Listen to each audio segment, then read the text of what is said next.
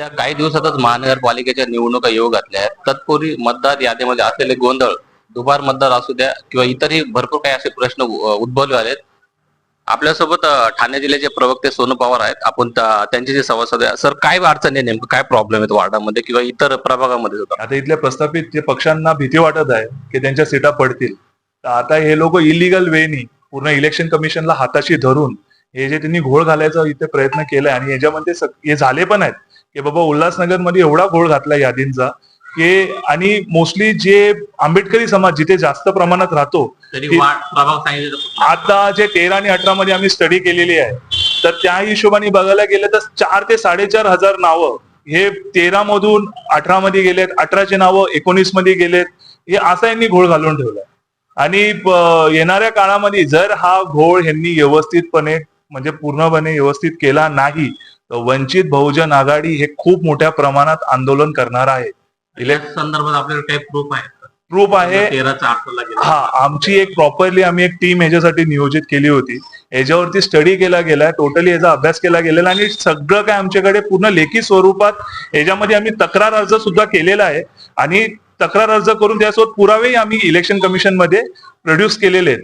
पण तरीही जर हे लोकांनी जर ह्याच्यावरती कुठल्या प्रकारचं ऍक्शन घेतलं नाही आणि प्रॉपरली जर हे सगळ्या काही गोष्टी केल्या नाही तर वंचित बहुजन आघाडी खूप मोठ्या प्रमाणामध्ये इकडे आंदोलन करणार आहे. जर नाही करत असेल तर वंचित बहुजन आघाडीला असं काय आम्हाला नियोजन करायची गरज नाही. आमचे कार्यकर्ते एवढे ऍक्टिव्ह आहे, फक्त एक आम्हाला मेसेज टाकायचा, आमचे हजारो कार्यकर्ते रस्त्यावर येऊन जातील या गोष्टीसाठी.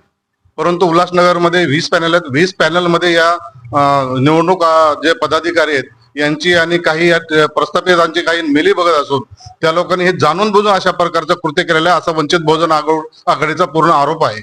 आणि खरं तर एका वार्डातून 4,000 मतं दुसऱ्या वार्डात जाणं किंवा एका पॅनल मधून बाजूच्या वार्डामध्ये 4,000 जाणं किंवा तिकडचे 2-3 हजार इकडे येणं हे काही चुकीनं किंवा गोंधळ म्हणता येणार नाही. हे जाणून बुजून यांनी हे केलेलं आहे.